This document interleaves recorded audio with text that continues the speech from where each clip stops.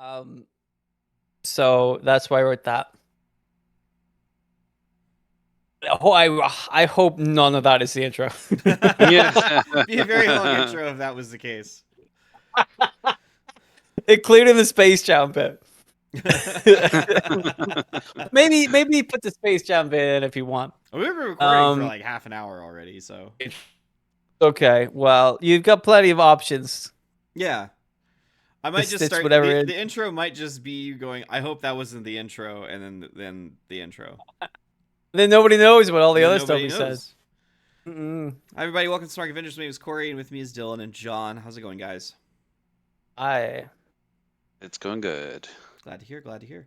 So if my math is right, and by math I mean my ability to look at a fucking calendar, today is December 26th. It is the day after Christmas. So happy Yule to you and yours. Thank you. And to you and yours. Yes. And also, in case you've not noticed it, we've added it and not addressed it. We'll go ahead and address it now. Recently, it came to my attention that we have hit 100 episodes of the show. So hooray for us! This is technically episode number 102. If we're using legacy numbers, which we'll figure out if we're going to throw those in there somewhere in parentheses or what have you. But happy 102 episodes. Thank you. Let's celebrate. We should celebrate. Dylan has... I think we should. Yeah. That is 102 episodes of Baby Juggernaut and killing random characters, jokes about syphilis and turning people into babies. Watch-alongs that nobody watches. Yeah. Auctions that sometimes work. Auctions where sometimes some of us get a little bit... a little heated. Yeah, Dylan. Like characters. You know? But it's good. You take a chill pill. Listen, I think you're fine. I'm already very chill.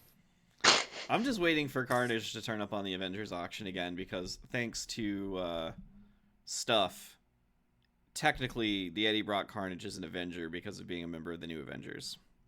Right, but like I don't know if I want that Carnage on my team. You don't want Pimp Suit Carnage? Oh, don't think so. Boy. You can have that one, John. Yeah, it's easy. It's all yours. It's rough right now. It's hard out there. It is hard out there. So, sure. Because this is the end of the year, I thought it would be an interesting idea. I think actually, Dylan, you proposed it, that we talk about stuff that we've read over the year that we've enjoyed, and kind of making this a bit of a free-form, flowing episode for that reason. So is that something you're still interested in doing? I hope so. Otherwise, we're gonna have to. It's gonna be really hard filling the rest of this hour if we're not gonna do that. That's true. Although I think we can do it. Oh yeah, I heard somebody say once their favorite movie was Space Jam. Well, you know what? Whoever said that has got a good taste in movies. Not as good as Terminator 2, though. That's debatable, and I will debate that. As we have known. I will definitely 100% debate that. You know? Dylan, just so you know, there is a Space Jam comic book. Oh, is it like a trade paperback? Can I buy it? It's from DC Comics, published in November of 1996. Oh. I don't know if it was an ongoing. It does say Space Jam #1. But there's a whole entry of it on Comic Vine. So. Wow. This might be something I have to invest in. Because it would be an investment, I believe. Right? Yeah, let's see how much of an investment it'll be. I'm going to hop over onto eBay real quick. You know, I buy a copy of this and then put it in like a safe deposit box 10, 20, 50, 60, 20 years from now. It could be worth a lot of money. You know? But what if it's just the same plot as the movie, though? Like, people could just watch the movie. They wouldn't need to read the comic book.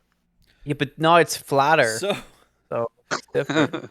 So, this might not make the cut, but I looked up Space Jam comic book on eBay, and the first thing I got was straight up just a smutty picture of Lola Bunny. Like that's not Space Jam #1. But can you make that out? Do I need to turn up the brightness at all? Are you good on that? Oh. Yeah, I don't know if that. I wouldn't say that's a bunny. She's got the ears. They want $34. You know what I mean? I've They seen- want $34 for this or best offer. What do you think well, if I offer one of my pictures of Sonic the Hedgehog, fucking. What if I show him the MODOK picture? There you go. What do you think? How do you like this? What? I was thinking, I was getting on here to fucking laugh, and then I laughed for a different reason. But this is somebody sent this to get graded, and their issue of Space Jam, which is not, it's not an ongoing, it's a one shot. But their issue of Space Jam is a 9.8 quality. Whoa.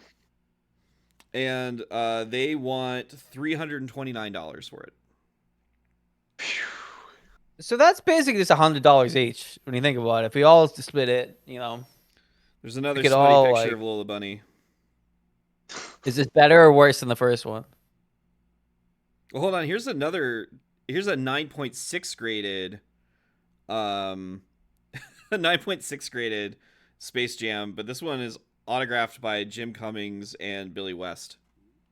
Whoa! How much is that one? Nice. They want $500 for this one. I would pay £500 for that. That's fair.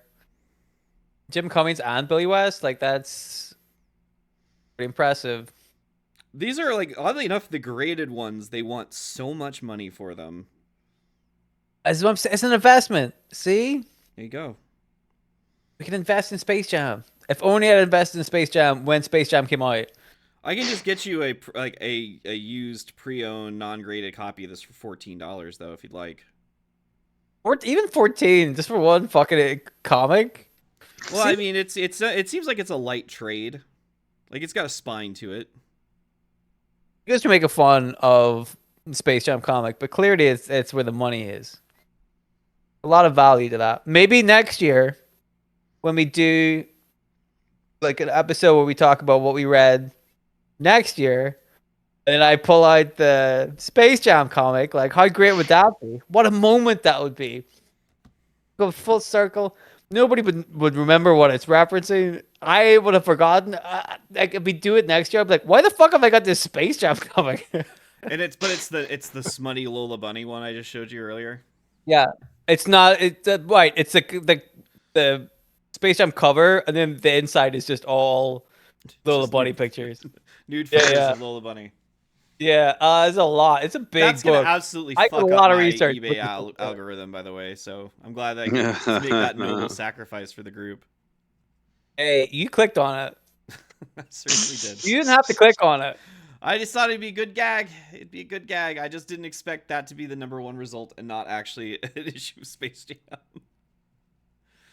That is good to know that you can just look for Space Jam when that comes up. You don't even have to type the incriminating stuff in. No, I didn't. Yeah. I just literally put Space Jam comic book, and it's Just- the yeah. first result. All we gotta do if you're it's top tip, guys. If you're looking at Lola Bunny porn, don't even search for it. Just search for Space Jam, and it'll probably come up. Yeah, don't worry about it. Yeah, your Google history's fine. You know, you won't get the good stuff though. I don't know, man. You probably make do with that if you're in the right mental space. A lot of this, I imagine, is getting cut out. Likely. Yeah. Oh boy. Anyway,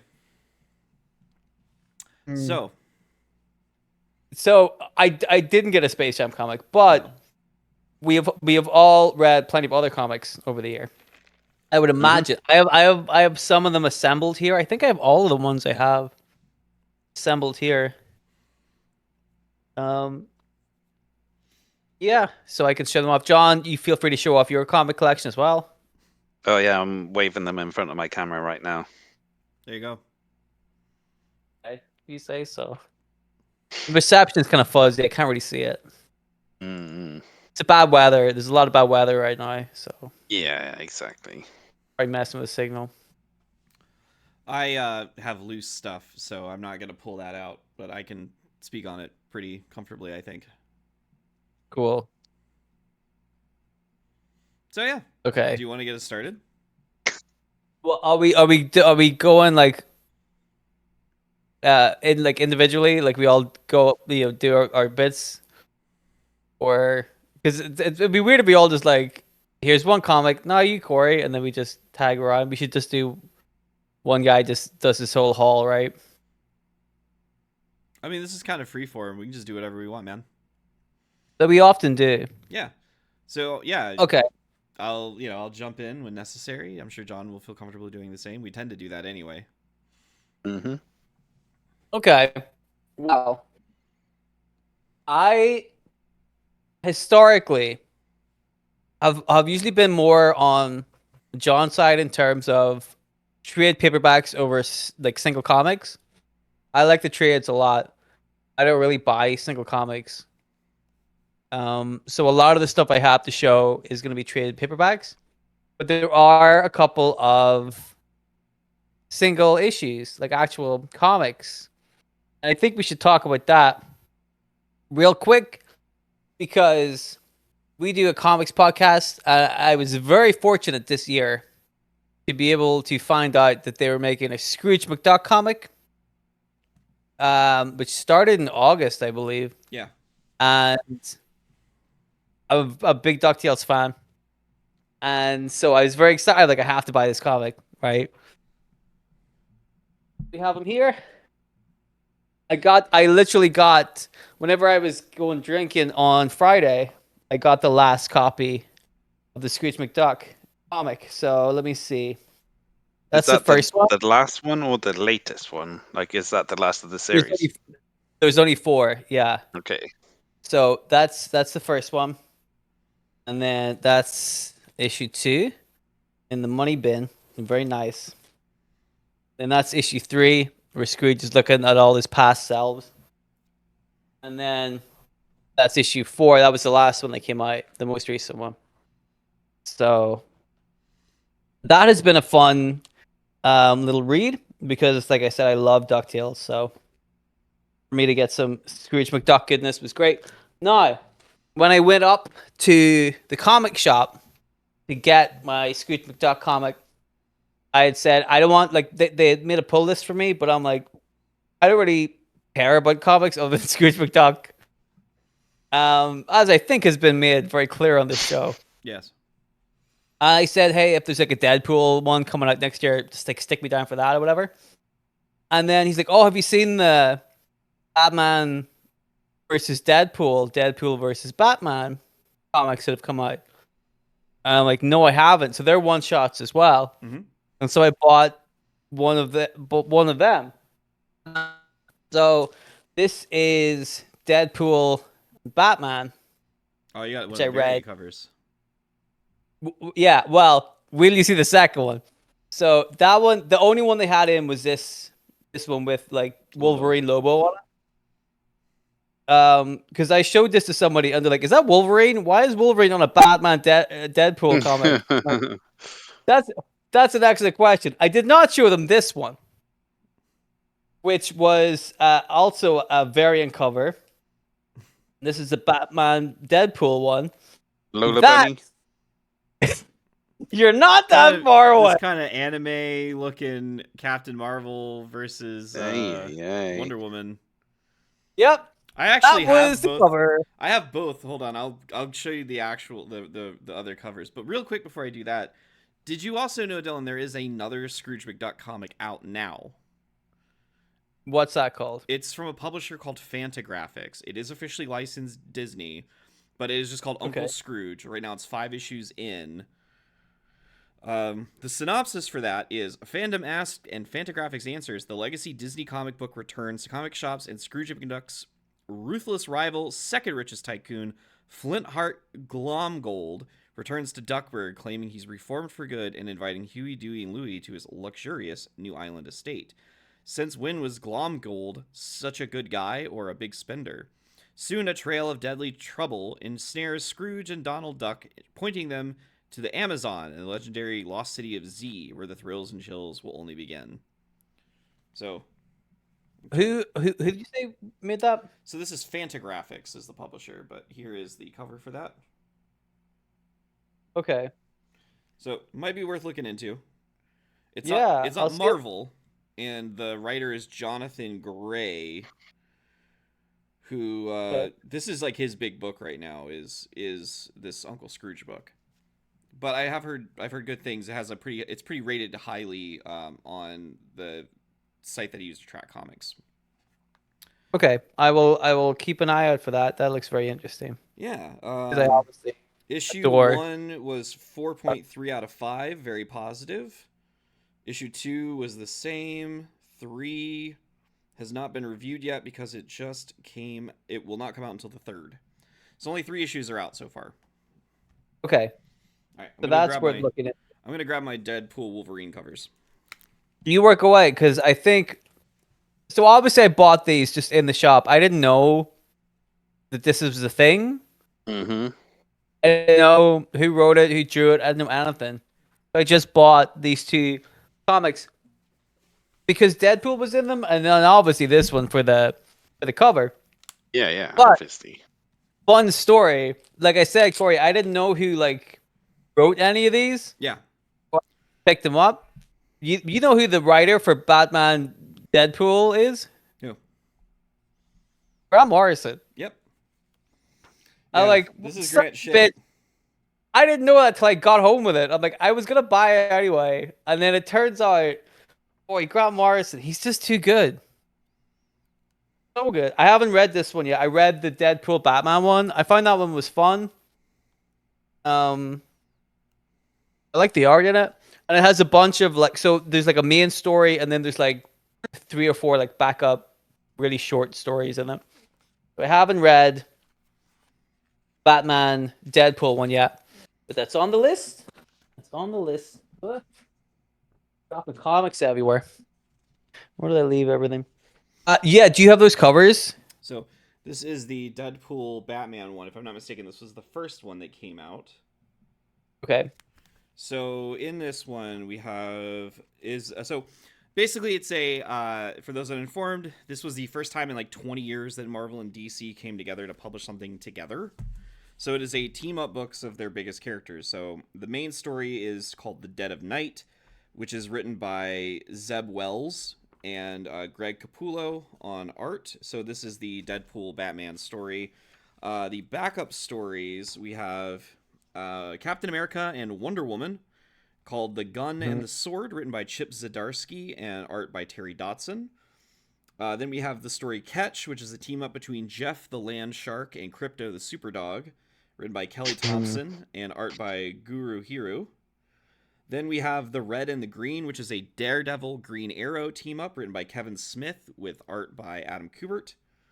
Then we have Al Ewing and Dyke Rowan on a Rocket Raccoon and Green Lantern team up called Rocket Raccoon Has a Green Lantern Ring Now. That's what it's called. We have That's what. Spoiler alert. That's what happens. Yep. We have the story Showdown, which is Batman: The Dark Knight Returns teaming up with Old Man Logan, written by Frank Miller, who is also doing the art. And we have Logo, which is written by Ryan North and Ryan Stegman, and Logo seems to be a amalgamation of Lobo and Wolverine. Mm-hmm. So that's the first one. And then we Yep. have Batman and Deadpool, so this is the cover for that one. Wait, can we hang on? Just do a comparison? Can we compare? Yeah. Yeah. So this is the No, first not that one. This one. Yeah. No, the Batman versus Deadpool. I think we need to compare. All right, so this is Deadpool is versus Batman. This is Batman versus Deadpool. Okay. All right. What do you guys think? What's the better cover? Put your votes I in there. mean, clearly it's the women who are like thrusting at each other. Yes, men They of, really are. Like, they're going to town. I gotta say. men of a certain age And that's are the certainly fun feeling cover. things. You know, I'm But, sure that plays a lot into the story. But in Batman Deadpool, the main storyline, as you mentioned it, is called The Cosmic Kiss Caper, written by Grant Morrison with art by Dan Mora, which I love. Dan Mora is probably my favorite artist going right now. Okay. And then the backups for that one. John Constantine and Doctor Strange team up in A Magician Walks into a Universe, written by James Tynion IV, Josh Williamson, and Scott Snyder, with art by Hayden Sherman. Nightwing and Laura Kinney Wolverine team up for Sticks and Snitz, written by Tom Taylor, with art by Bruno Redondo. That's a good team up there. They just came off a very long Nightwing run together, Tom Taylor and Bruno. We have Harley Quinn and the Incredible Hulk, with Harley and Hulk Smashing Saturday, written by Mariko Tamaki and Amanda Connor on artist. We have Static teaming up with Miss Marvel for New Friends in Old Places by G. Willow Wilson and Dennis Cowan on pencils. So, those are those two team-ups. Very interesting. So, I haven't read the Batman Deadpool one, but I read the Deadpool Batman one. It was fun. I liked it. So, those are the single comics that I bought. And then I also bought some places, Waterstones, and some other places have started doing DC trade paperback collections that are smaller and already like £10. So I thought, hot damn, let me get some of that. So I bought two of them out of Waterstones. And then one of them I bought while I was buying comics at the comic shop the other day because, god damn it, I just got paid. And I'm like, I gotta spend a lot of money real quick.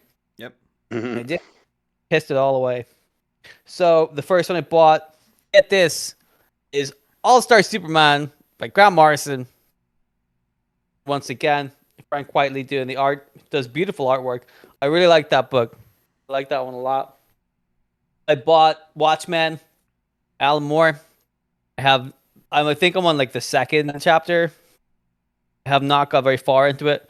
It's interesting. A lot of words. I don't know if it's amazing, but it's interesting. Have you ever seen? And then the third one.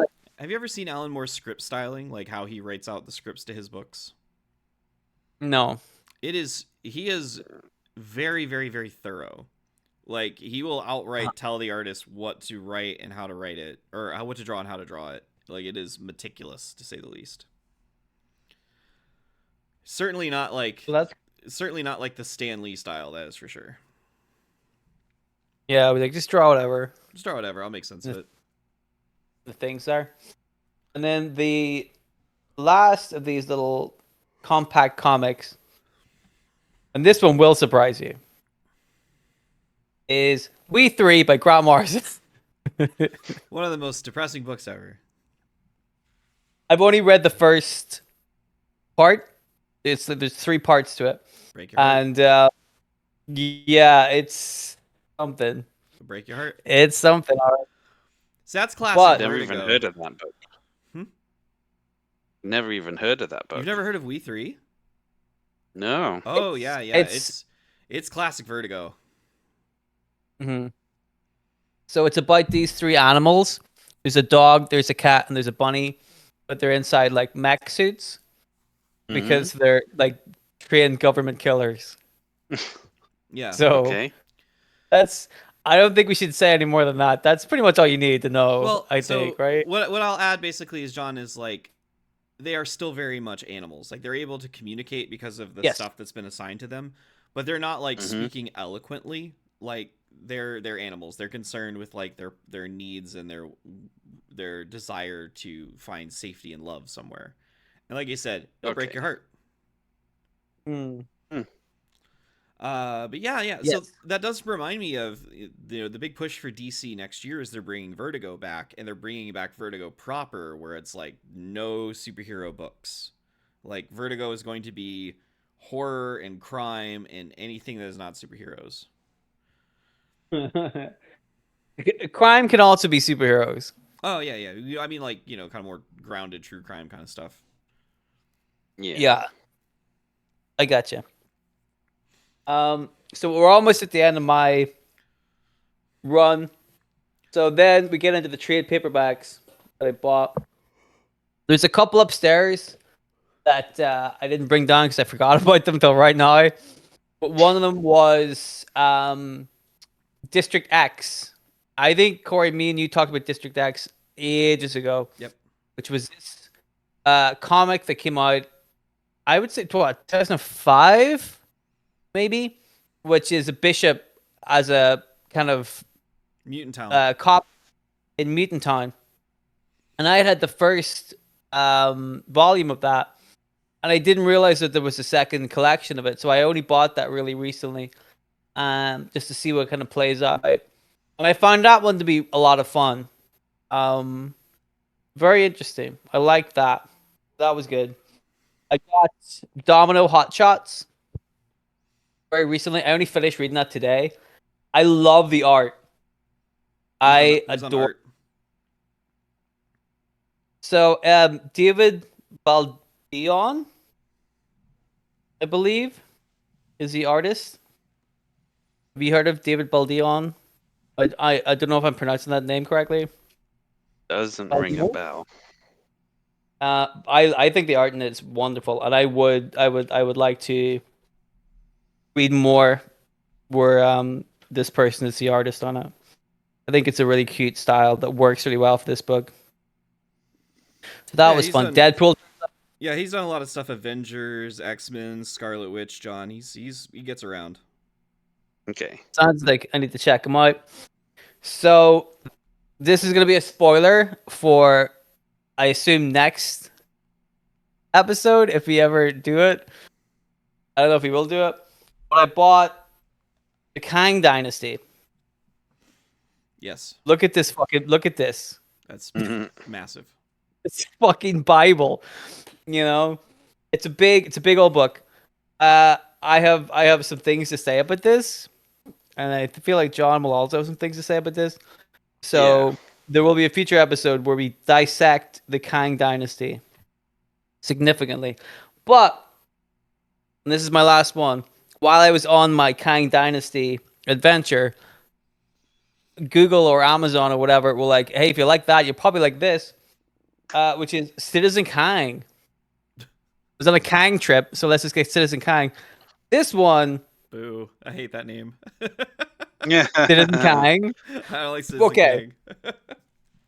I have a feeling that they came up with a name first, yeah. and then when they were like, fuck it, let's just... We have to justify write a comic book. Yeah. I don't know if they did. But they gave it a go. It doesn't really seem to have a purpose as a story. So seems like I find that to be... Yeah, it's just... Kang's gonna... It's weird. I mean, I could tack this on to the end of the Citizen Kang one, I guess, but it's like the Avengers all go to find Kang, and then he captures them, and then somebody else like kills Kang, and then the Avengers are like, "You just go home." I guess that's it. Like, it's deeply unsatisfying, and also because you're like, Kang's not dead. That's not the end of Kang. Like, this isn't what happens. So that was a shame, but. Other than that, like, a lot of good stuff this year. A lot of good stuff. I kind of went more heavy on buying stuff recently. But, yeah, I got a lot of good stuff there. So, that's my go. Nice. Thank you. John, would you like to go next? Sure. You have to show you're working, though, like I did. Yeah. Oh, I do actually, real quick, Dylan, I do want to ask you a question. When you get done with Watchmen, would you want to do, like, a Watchmen episode? Because, like, I read Watchmen back when I was in college and reread it a couple of years ago, I want to say. And I'm sure John's read it before. And I think it'd just be interesting to, like, you know, pick your brain as someone who's never read Watchmen before now. I think that would be a really good episode. I haven't, like I said, I'm only, like, I think 2 issues into it. Take your time on it. But, because there's a lot of extra. I don't know if this is in the actual Watchmen, but, like, at the end of every issue, there's, like, stuff. Yeah. It's like, part of it. Yeah, like Writing. More writing. I'm like, what? Do I have to read that too? It's been analyzed to death as well. Don't worry. Okay, but yeah, I would, because I think that would be a good episode. You know, I'm jumping on the Watchmen bandwagon at the right time. 20 years too late, but that's fine. Well, you think that's bad? We'll hear our Space Jam one. All right, John. So I started the year basically just reading all of the Krakoa stuff. Like I've been collecting the trades for a number of years now, basically since it started. I didn't want to really dive into it until like the whole event had finally finished, so I jumped into that early this year, and it's a bit of a mixed bag here, to be honest. Like some books were good, some not so good, and some books started off good, and some, you know, didn't turn out so good as well. Like the Marauders was the one that kind of stands out as the one which had the biggest drop off of quality when like it was good when Jerry Duggan was working on it, I thought, and then there's like a second volume where Steve Orlando takes over the book, and good grief, it's hard work. But then, like, I don't know, like a lot of the stuff I thought as well, sort of getting towards the end of the Krakoan age, just wasn't great. Like it felt a bit sort of a bit rushed, like Yeah. the whole Fall of X thing, and like it kind of petered out a bit as well. I thought the Krakoan stuff was most interesting when it was sort of focused around Mr. Sinister, which like a lot of the Immortal X-Men book was, and that kind of fed into the Sins of Sinister storyline they had going on as well. But yeah, like once they started moving away from that a little bit, yeah, it just kind of lost its way a little bit for me. So At least I've finally read it. Tom Brevoort became the head editor of the X-Men in 2024. And that coincided with the push for the end of Krakoa and From the Ashes. That's what they called the launch of the books that are out now is From the Ashes. Yeah. And I don't know if it was due to like dwindling sales on a lot of those tie-in books or just like Marvel being like, all right, we've explored every conceivable angle of Krakoa. Let's stop isolating the X-Men and getting them back out there kind of deal. I don't know. It's interesting to me. But that was like you said, like, you're feeling a little rushed. And I think they were rushed because I think like that was when Brevoort became head editor. That's when they started to move away from Krakoa.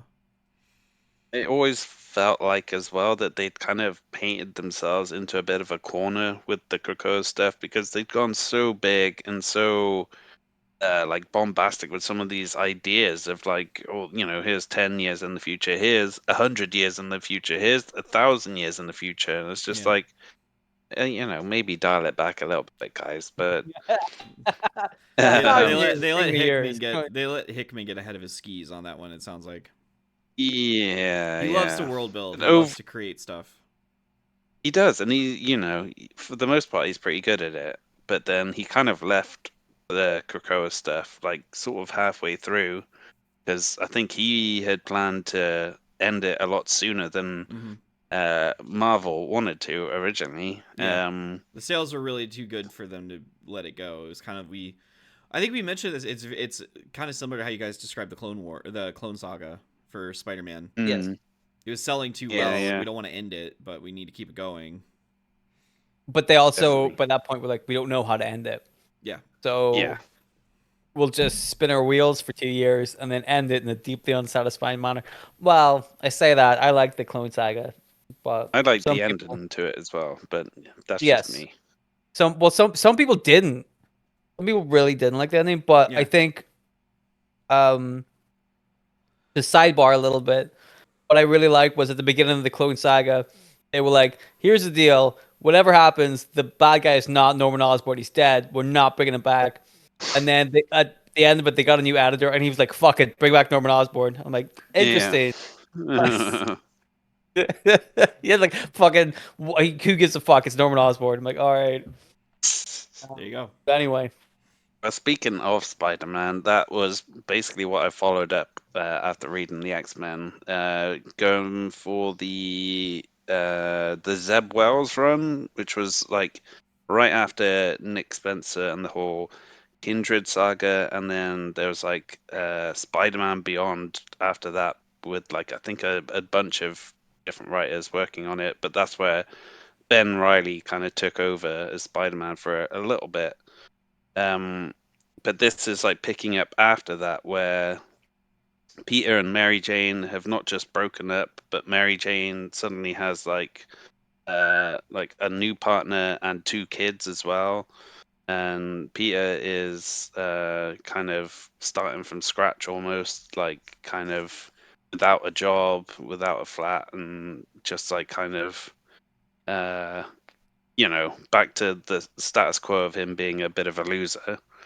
But like the run was pretty interesting. Like I think what they did with Tombstone in across these like however many like 50 odd issues or whatever is the most interesting Tombstone has ever been in the comics, where he's like he's making waves to become the big crime boss of New York and everything. But then there's like the complications of his daughter, who's like the new version of the Beetle, The Beetle. and her relationship with Robbie Robertson's son Randy as well. And then there's other stuff like going on. Like this is after the Kindred stuff, so Norman Osborn has had his sins purged from him, and he's trying to like redeem himself. And he like tries to like prove himself to Peter and like offer him a job, and it like completely adds like a new wrinkle to their dynamic, and adds a lot of interesting beats and stuff. Like eventually in the book, the goblin sins kind of come back again, um, but they sort of infect Peter, so he turns evil, and then it's sort of down to Norman to try and save him. But yeah, I thought it was a pretty good run, to be honest. Certainly better than like the book that came immediately after that, which was like the Eight Deaths of Spider-Man, where Yeah. he's like chosen as like the sorcerer supreme's like champion basically to fight Sitarak and all of his like kids and stuff, Mhm. and it is absolute dog shit. Just a Who wrote complete that waste one? of space. That Who was wrote? Joe Kelly, who I Was it think the start? is, Started Joe well, Kelly. I guess it technically is, but then I think he sort of started fresh when he like gave it a new number one, and you know, uh, like I'm not sure how much of it is carried over from the Eight Deaths of Spider-Man into his latest run, but hopefully not much because it wasn't good. Okay. So not advised. Not No, recommended. but then Okay. I've read a lot of like Miles Morales Spider-Man this year as well. There's like a great team up book as well with Spectacular Spider-Man, where it's Peter and Miles who like they make a commitment to like meet up once a week to kind of shoot the shit and kind of see what's going on in each other's lives. And it just does like a really good job of creating like this cast of characters in the coffee shop that they get to know, and who like have stuff happen to them, which like the Spider-Men have to get involved with to kind of save the day. Like one of the regulars gets powers, and they have to take her under their wing and kind of teach her how to use them and stuff. And yeah, it was just like a really well put together book. Only like 3 trade paperbacks as well, so I guess that works out as about like I don't know 15 issues maybe. So not a huge commitment, but uh, I would say it's well worth checking out. And Okay. then after that, I've read Venom and Carnage as well. So this is Mm. like post King in Black, post Absolute Carnage and everything.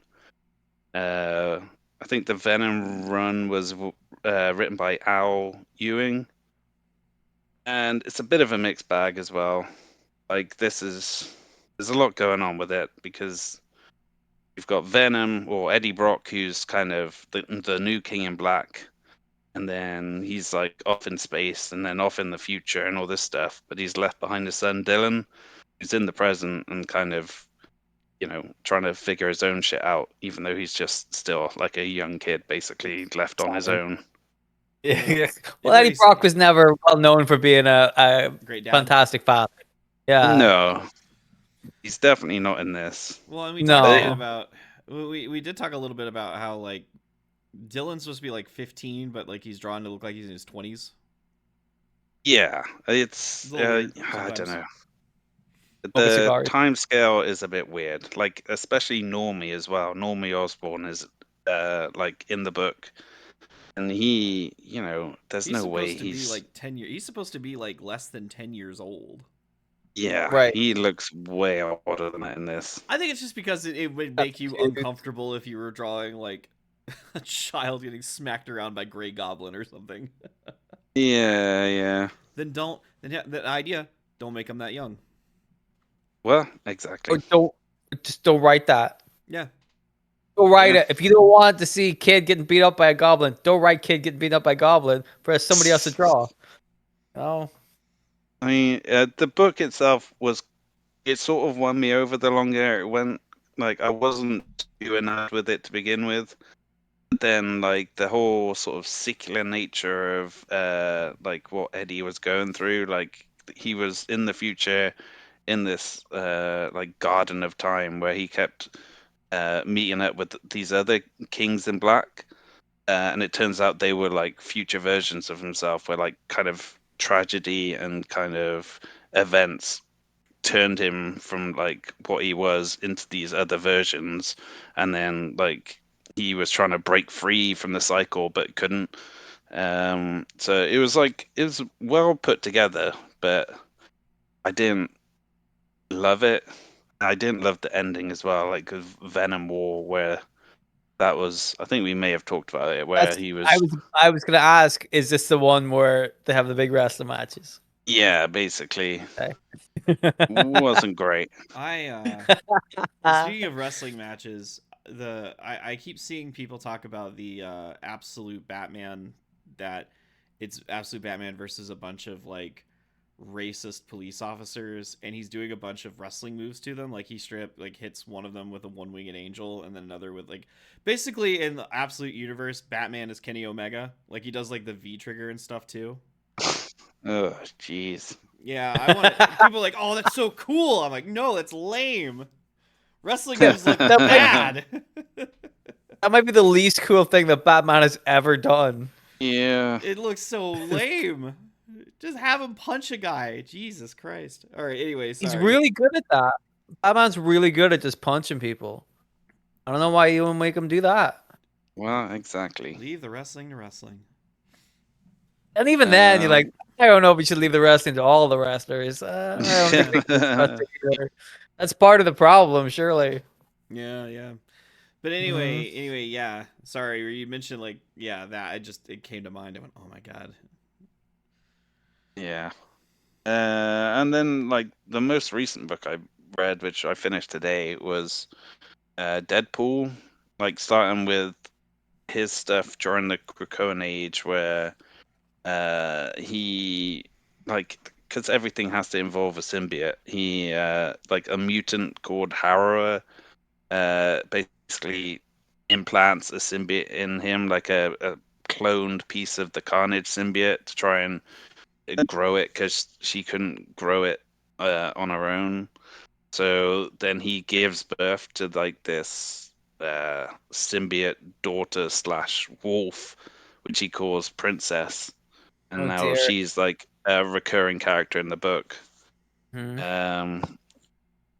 Which is, I mean, it was sort of well done. And then the most recent part of it as well, like after that storyline, they got a new writer in, Cody Ziegler, where it brings in Deadpool's daughter again, where now she's got sort of Deadpool powers, like the healing factor and stuff.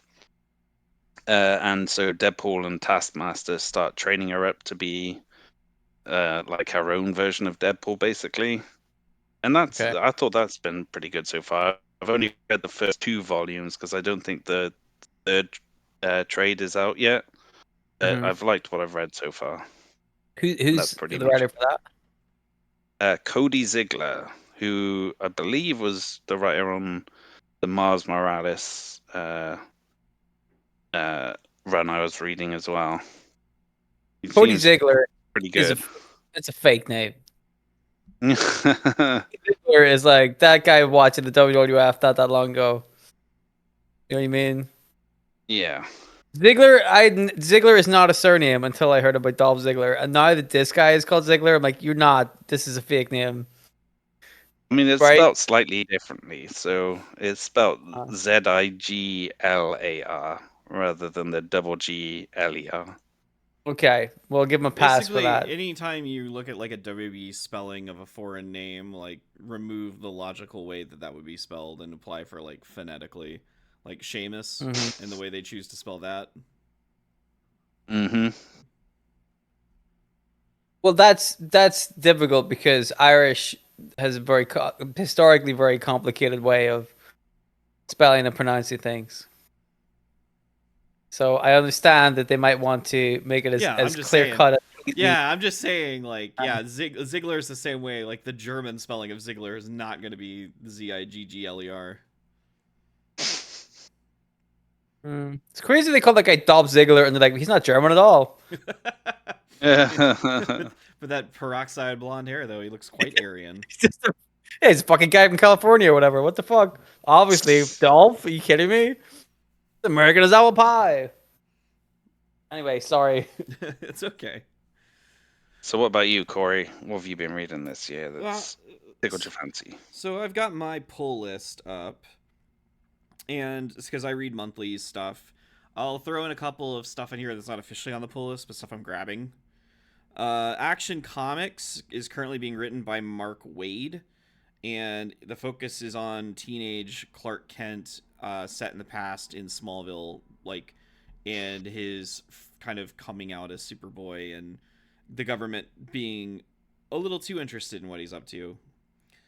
So that's been fine. I've also been reading the current Batgirl run that focuses on the Cassandra Cain version of Batgirl. Much like there have been 5 Robins, there have been 3 Batgirls. And my favorite is Cassandra. Maybe one day we will talk about the different Batgirls, but Cassandra is basically a girl that was raised to be an assassin by her mother and father, and ultimately gets adopted by Bruce Wayne and uses her abilities to fight crime as Batgirl instead. The big things about her is her parents did not teach her how to communicate properly, so she reads body language, and it makes her a very deadly hand-to-hand fighter. So her story in her ongoing has been basically trying to answer for the sins of her mother, who is the Lady Shiva, who is the world's deadliest assassin in DC Comics. Basically, like, if Shiva challenges you to a fight to the death, like, all right, well, I guess I'm dying.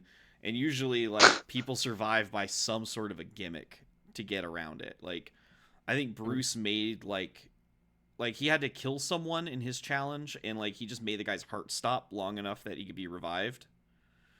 And I think Tim Drake straight up, like, drugged her because he was 15 years old, and she's like, all right, fight to the death. And he's like, so he, like, drugged her in the middle of the night. So, yeah, Shiva's a bad lady, and she's dead now.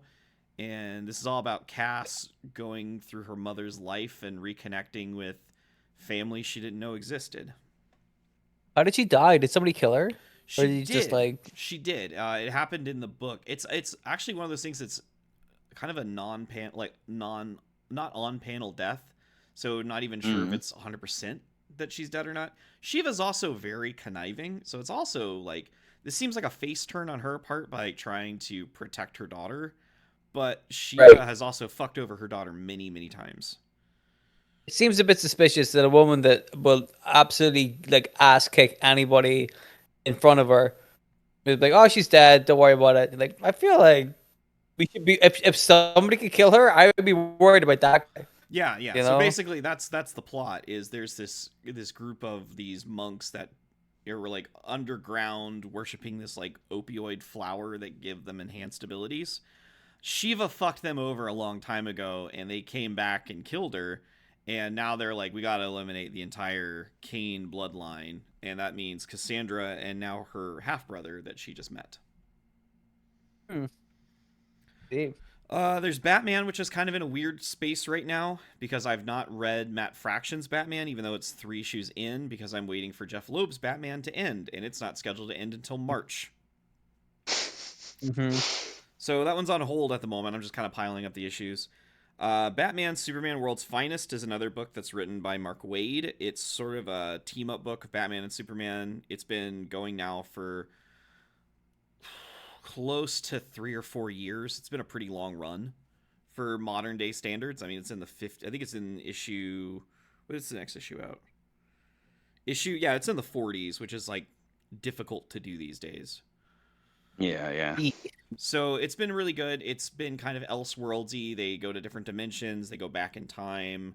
It's just a feel-good book. You know, all the problems get resolved at the end of the day. It's set in the early career of Batman and Superman teaming up. So, like, Dick Grayson is his Robin. There's Detective Comics, which I'm not going to lie, I've fallen off the plot on that one right now. I have to figure out what's going on because I've not read it recently. I have been also subscribing to, there's a new company called Mad Cave Studios, and they have been getting the rights to various odd kind of characters and putting up surprisingly good books with them.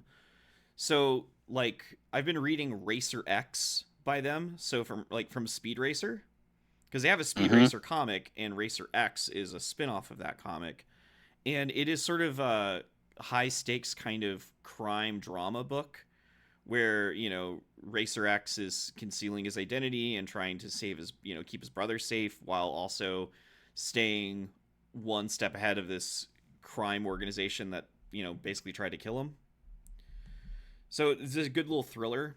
They've put out The Phantom, which you guys may be familiar with the Billy Zane movie from the 90s, but the Phantom was like one of the OG 1930s characters. Of course. He was one of the defenders of the Earth as well, wasn't he? Exactly. So that book is also out by them. I haven't had a really chance to read it yet, but I have pulled it. And they have been putting out for the last 2-3 years a Dick Tracy comic that when most people think Dick Tracy, they think of like the Warren Beatty movie where like the over-the-top like looks and stuff. This book started with a mass murder of machine guns. So it is very much a gritty crime noir book. But everybody is still in like the bright canary jackets, the exaggerated facial features and stuff of like Prune Face and Big Boy Caprice and stuff.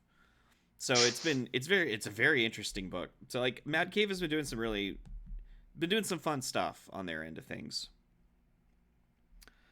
I've been reading Green Arrow, which I'm bummed out. It's going to be ending, I believe, this month on Christmas Eve will be the last issue of Green Arrow. It got pulled due to low sales, sadly, despite it being very well reviewed. It's a great boon, though, for Marvel because Chris Condon, who's been writing it, is going to be Marvel exclusive moving forward. So I would look for anything that Chris Condon does on the Marvel side of things because I've been a big fan of what he's done with Green Arrow. They haven't announced him as like officially writing for a book yet, just that he's going to be for Marvel. I saw that he was going to be considered Marvel exclusive, but I didn't see any books that he was tied to. Okay. I've been reading Green Lantern, but mainly for the B story because it focuses on a bunch of characters that I like Superboy and Kyle Rayner and stuff. The main Green Arrow story has been about these other colors and other emotions getting rings. Like there's this like the big one is there's this guy that like when the book opens, Hal Jordan's trying to get back with his on again off again girlfriend, but she's moved on to another guy she's engaged with. Circumstances happen, she ends up leaving the guy and breaking off the marriage, and he goes into a great deal of sorrow and ends up becoming the first Sorrow Lantern or Gray Lantern, where he gets his powers from I was gonna making people ask. sad. I was gonna ask what color the Sorrow Lantern would be. Yeah, and they've added a whole bunch of other ones. Like it's an interesting book, and like they're like it's definitely giving big space story, but I've been so burnt out by different color rings and the things they do over the years. I'm not sure. Like, if they decide to wrap up the storyline with Kyle and Superboy, I will probably move on as well. We do an episode where we come up with colors and then try to assign emotion to that color, and then call this the new Green Lantern. You know, what if I do that? If I just tell you a color and you tell me what emotion you believe it's assigned to, Yeah, and that yeah. will let you know if you're right this or is wrong. much better idea. So it's a game show. We'll make Okay. it a Green Lantern game show. What you do a color? I'll give you a color and you tell me what emotion, and you'll either be right or wrong. Yeah, sounds great to me. There you go. Sounds like a psychological test. Yeah. You'll learn some things about yourself. Nightwing's been fun. It's had a long-going storyline where kind of Tom Taylor and Bruno Redondo just finished up a really long run on Nightwing last year, where everybody said this book was really fluffy because it seemed like there were no stakes, and no matter what happened, Dick Grayson was coming out okay. This story has been kind of the opposite, where Dick Grayson's losing like the trust of the city. He's losing the trust of his half-sister, who is the mayor. He's like in a bad spot right now. It's very stressful. So it's been fine. Also have been reading Supergirl, which has been just a pleasant little fluffy read. They had a whole issue dedicated to the various animal sidekicks that hang out with her, and it was lovely. Just low stakes, goofy. Superman's been a good book. It's probably been one of my favorite storylines going on right now. It's all leading up to Darkseid's return at the moment, but that's Joshua Williamson, who is going to be hitting 35 issues in February, which is, again, pretty good run these days. And then, of course, the only Marvel book I have on my pull officially is the Adjectiveless X-Men, which I have not been reading because it's not been getting pulled because of the Age of Revelation event. So there is no Adjective X-Men book out right now, and it will not be back until January 7th is when it will return. Last issue was out in October, it looks like. So that's what are the ongoing stuff, the stuff I've been reading this past year. I will read anything that is a spin-off of Hellboy through Dark Horse Comics. So there have been various Hellboy in Love series, BPRD series, Frankenstein New World series, all good reads. I just enjoy the lore, enjoy the artwork. It's been around for almost 30 years, I think, if not past it. So love it. I have been reading a lot of Star Trek comics as well. There's not a main Star Trek book out right now, but there was a Star Trek horror comic that just wrapped up recently called Red Shirts. That's sort of like a slasher storyline of a bunch of red shirts get stranded on a planet where they are not welcomed. And you meet all of these cadets, and they all get unsanctimoniously chopped up bit by bit. What publisher is putting that out then? IDW. Okay. Image has been tied up with Universal Monsters, and they've been putting out some really fun takes on the classic Universal Monsters. I really like the Frankenstein series they put out because of the kind of gimmick of you would get flashbacks to the lives of the various body parts that went to make up Frankenstein. And the main character was this boy who saw Victor digging up his father's corpse and recognizing his father's hands on the monster. There was a love story that was kind of tied in from the angle of the female protagonist for The Mummy that was pretty good. And they just put out this one shot of Dracula that was really well done art-wise. And then the last thing is, I haven't read it yet, but Spirits of Violence through Marvel, which is another Ghost Rider series.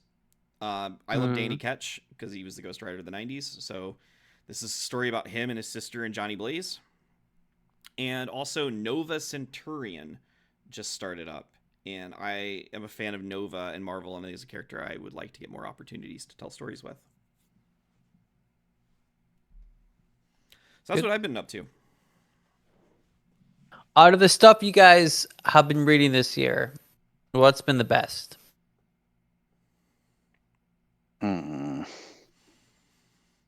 For me, I would say the Superman by Josh Williamson and The World's Finest by Mark Waid.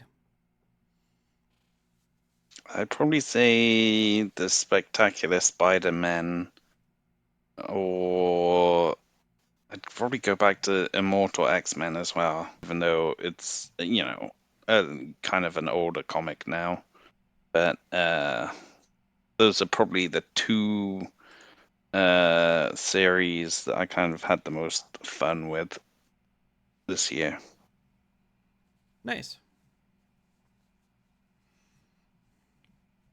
So, did you read anything that you were like, oh, tried this, didn't care for it, because I think we kind of mentioned that, but there were any like big misses for you, things that you wished were better than they were?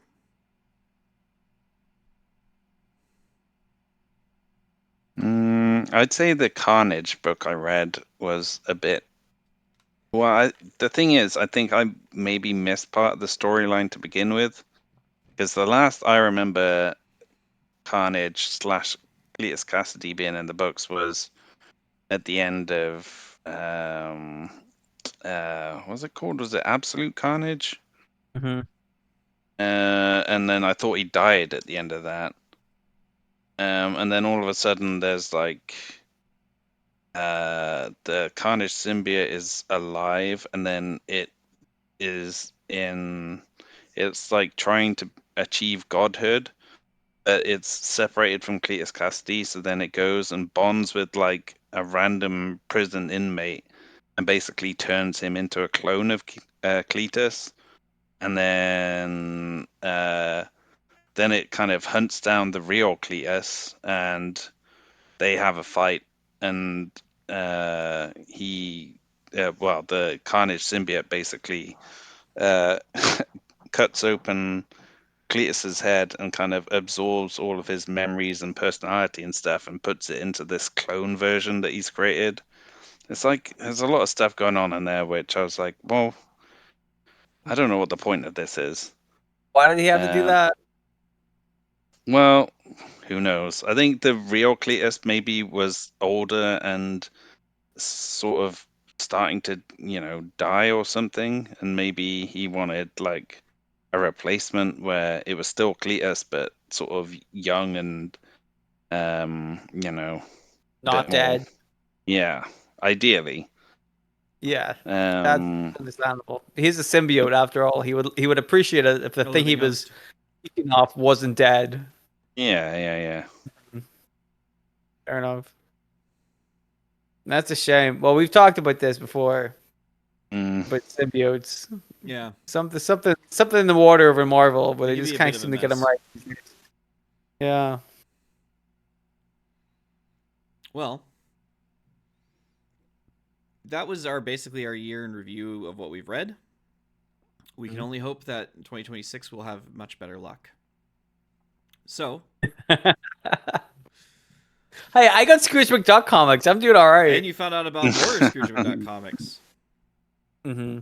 That's exactly it. We're gonna get that Space Jam comic. So, The one with all the money. Well, we'll play it by ear. Okay. Let me know and I'll put in a bid. We should no, for real though. We should put a bid in though. Just That would honestly, there is a part of me that does get tempted to, let's buy something dumb for the show. Yeah, and then we'll do an episode when it arrives. It's just for the show. We're only doing it for like purely for the entertainment part of it, for the show. It's the only reason any of us would ever want that comic. Yeah, one day I'll go on eBay. I'll go on eBay and I'll share my screen, and then we'll buy something together as a group. Well, your laptop's gonna love that. It certainly will. Well, no, that should be fine. I can share the screen as long as there's not like a lot of shit going on, and the wheel is a lot of shit apparently. But if there's that little bunny comic, there's gonna be a lot of shit going on. Oh yeah, a lot going on. Hey John, speaking of Space Jam, we already know what your feelings on the movie is, but what is your movie count at? I think this might be the next to last week technically in 2025 for the viewers, but we'll go a little bit longer, I know, into next year for you. Yeah. So currently I am on 1,110 movies for the year. That's a lot of ones and zeros. Yeah, well, it's more ones than zero, but yeah. So, what was the last thing you watched? I actually watched The Apprentice, which is the Sebastian Stan movie about Donald Trump. Yes. Interesting. Yeah, well, I heard good things about it, and it's, not exactly a subtle movie, but then Donald Trump isn't really a subtle person. So it was kind of interesting because you kind of expect, Trump to have always been like an arrogant sort of asshole, basically. But like there's flashes of humanity in him to begin with until it's like a villain origin story, basically. He turns into like the worst human alive, and you can see it happen over the course of 2 hours. I mean, we're still watching it happen now. Well, yeah, exactly. Mm-hmm. Doesn't get any better. So, were they for the audience to get more on your thoughts of this? Where can they go to find them? They can head to Letterboxd and find me at Big John Bowski, or one word. And Dylan, what are you up to this week? Probably gonna be doing a lot of research in the Space Jam. It seems like, Keeps coming up. a lot of hard research, but I'll put the time in because I love the source material. But when I'm not investigating Space Jam, I do a radio show on Monday nights, 9 o'clock to 11 o'clock UK time. It's on bouncydigitalradio.co.uk. You can listen to it wherever you are in the world, underwater, in a volcano. Doesn't matter. If you can get Wi-Fi, you can watch the show, listen to the show. And we play all sorts of music: Pearl Jam, Soundgarden, Alice in Chains, Beck, Stone Temple Pilots, Kate Bush, Florence and the Machine, all sorts of cool music. And I stream sometimes on Twitch, where I draw pictures of stuff at Spooky LaRue on Twitch. And then I animate those pictures and put them on YouTube at Team Crows and on YouTube. If you search for that, you should be able to find it. So please watch our videos. It's the same on TikTok. We're on TikTok now because everybody's on TikTok. So it's the same on TikTok. Go watch our shit on TikTok. There you go. Yeah. All right. Well, I've got stuff as well. I don't want to get into it because we don't know where we are on those things right now. It's been a bit since I've updated either of them, so they might be going through some changes. But if you're interested in seeing another podcast I have, it's called Large Old Cup. It's a link in the bottom, as well as a writing project called Henry's Usual. Link in the description as well. But until next time, where we may or may not be talking about the Kang Dynasty, we'll see you guys next time. Goodbye. Goodbye. Bye bye.